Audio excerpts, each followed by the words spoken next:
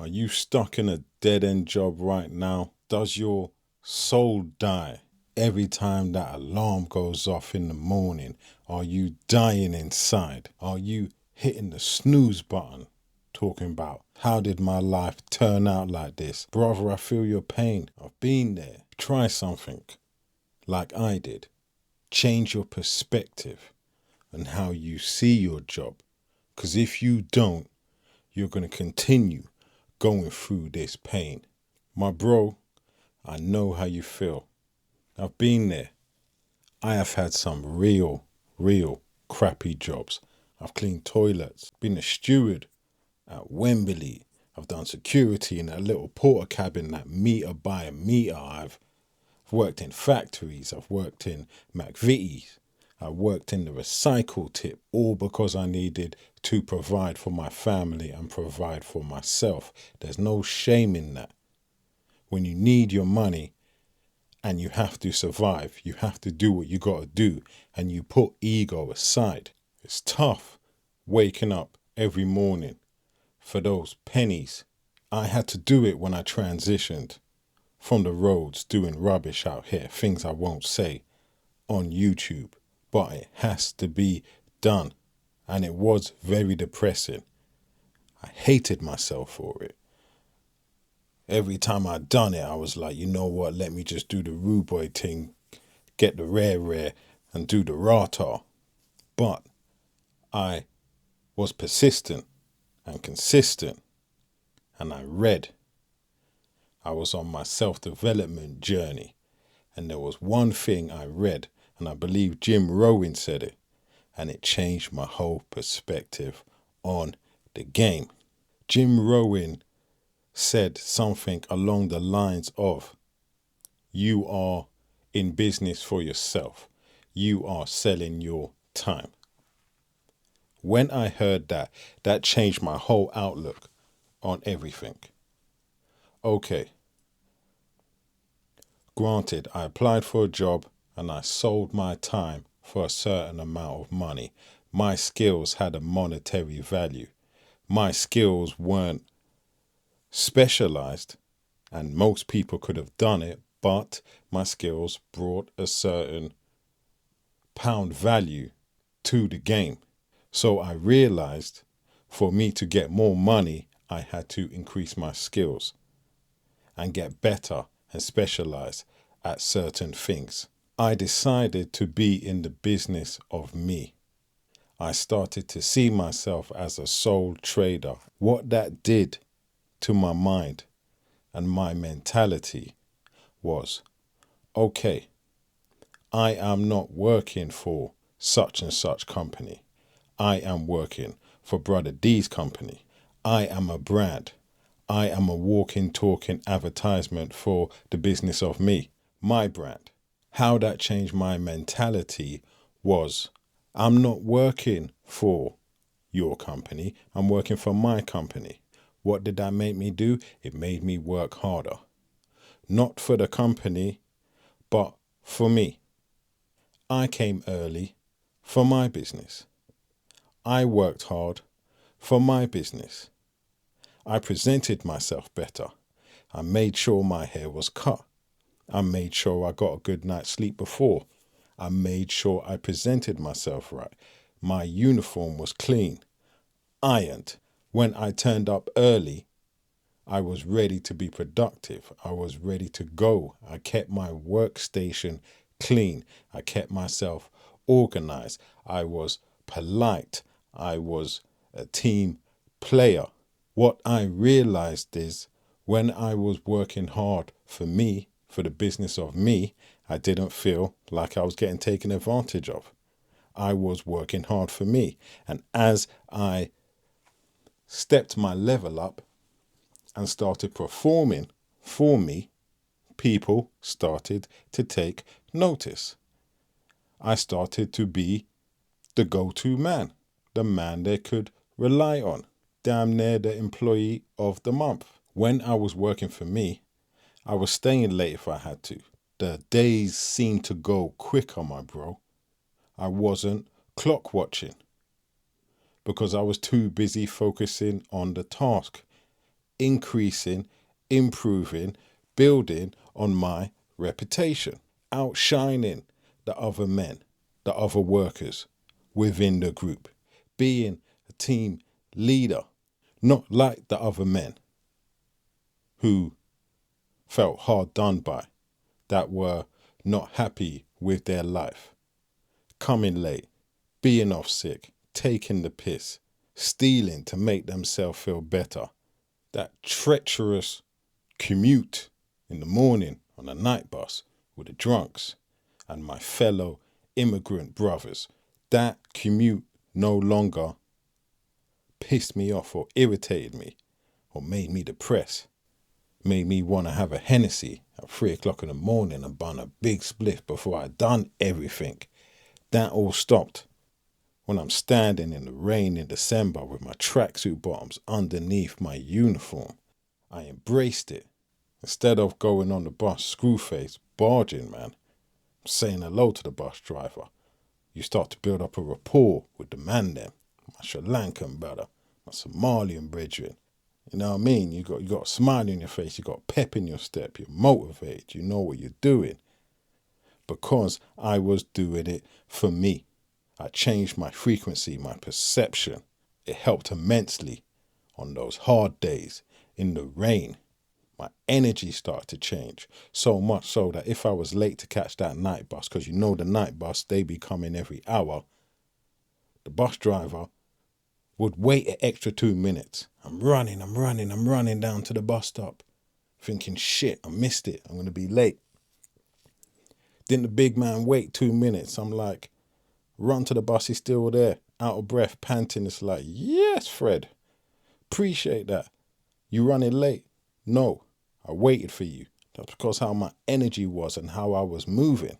As my mindset shifted, my growth and my learning continued. And I started to come up with a plan. I started to formulate a plan.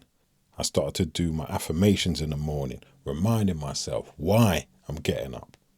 What am I getting up for?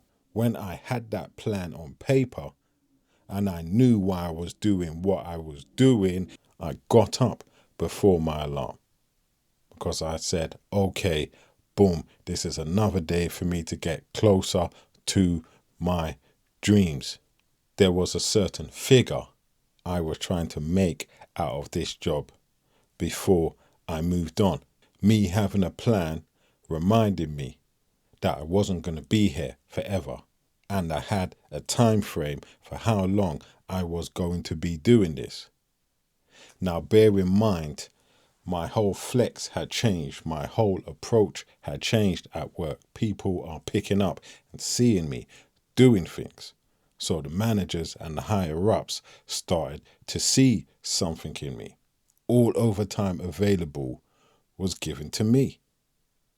If they needed something last minute, they know they can lean on me, which helped me.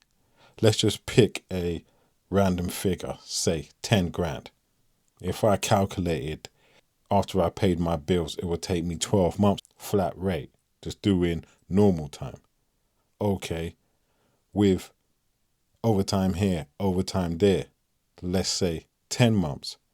With that extra time, that last minute stuff, those 2 hours here, 3 hours here, given to me by management, and those Sundays when the place was closed, but they trusted me with the key to come in and handle my business, my time frame shrunk from 12 months to 7 months. All because I had built a reputation for handling my business, being driven, being disciplined.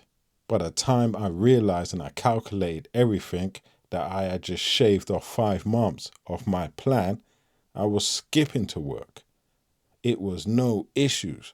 I was ready to go. I wasn't tired anymore. I was hungry. I had my second wind out here. Ready to rock, ready to cook. All in the same dead-end shitty job. I'm seeing it different now. Energized. I became proudly the CEO in the business of me. And that is a beautiful feeling. I felt like a businessman. I was in the business of me. It don't matter where I worked. I was doing it for me and for a plan and for the greater good. I had a strong enough why to wake up at those times and do those demeaning jobs, because I knew it was a stepping stone to what I really wanted and where I was going. I was using every downfall and every negative and turning it into a positive to help me. This is the perspective that is going to help you, my brother. You may not be where you want to be. You may be stuck in a place and in a job you don't like. Change your perspective and your mindset. Be appreciative that you're making your pound. I commend you. It's not hard for you to go back to those roads, go back to what you know, go back to doing some stuff that's underhanded, doing it the right way, making your daily bread like a grown man. Teaches character, builds strength, keeps you in a routine, helps you to grow. Don't waste that time when you're on the train, on Instagram, watching YouTube, doing rubbish. Read on the bus, read on the train, read on your lunch break. Go on YouTube and research that business. Go on your phone. I keep pictures in my phone.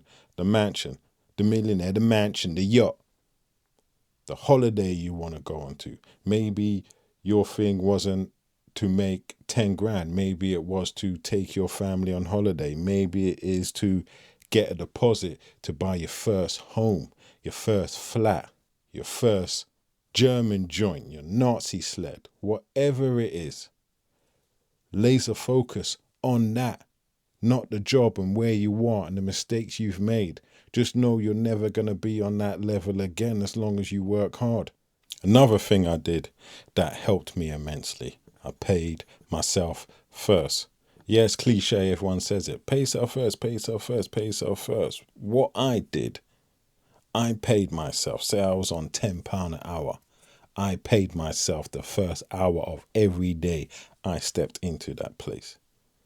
The first hour was paid into the business of me. I am the biggest investor in the business of me. So that first hour wound up being my most productive hour. Why? Because it was all mine and it was all going into the business of me, going back into the business. I was on fire that hour. I was working hard throughout the day. But that first hour, when it was my money, all my money, man, I was ready and firing. Like I said, I was getting there early, the canteen, sipping coffee. Man's like, what time did you get here? I'm like, I got here at 1:45, knowing I started at 1:15, coming to get that hour. So when I'm waking up in the morning and I'm on that night bus, I know I'm going to work for me first. All right, I'll give you lot the next 7 hours. But that first hour, it's all mine. And I would invest that into the business of me, which by default went into my plan, my vision. I know I'm getting closer. I'm working 6 days a week. That's £60 without doubt going into me, going into the business of me. It might not sound like a lot, but when you're starting out and you're on rock bottom and you're trying to get to your goal, just knowing that you are putting down a 300 minimum every month without overtime and any other things added onto it. It makes you feel better. I would literally transfer £10 every single day into a certain account. Every single day, it made me feel better. Something that is very underrated as well when you're working at these dead-end jobs is staying away from those negative people, staying away from those men that have given up on life. Them men there that you know are going to be there until they retire. And when I talk about these dead-end jobs I had, I'm talking like 10 years ago and 15 years ago when I was down bad and get myself together after having a daughter. I didn't want to be messing around on these back roads, doing things I should not have been doing. These guys were probably still there 15 years later. If I went to some of these establishments, them man there is probably still there. Those are the ones you stay where it's like, yeah, make it to manager and then make it to supervisor, and then what what was that? Coming to America is like, I step up to the fries, then I'm on the grill. That's when the big bucks start rolling in. Nah, buddy, I had my exit plan. I was paying myself first. I had my why, and I knew what I was doing. And I stayed away from them, man. They're talking about pensions and, you know what I mean, putting into the brass over here for this one and that one. It's like, nah, I'm on to bigger and better things, my brother. The funny thing is, those guys that were thinking like that, yeah, another 12 years and then I'm retired. The man, they were doing the bare minimum. Them man, they were doing just enough not to get sacked. My guys out here that are doing jobs they don't want to do and they're not happy with their situation. Think of it just like how I said. Have your exit plan. Understand your why. Give yourself a deadline. Know when you're going to be out and work hard until you can walk out of that place with your head high. By the time I was ready to leave, the man that didn't even want me to leave.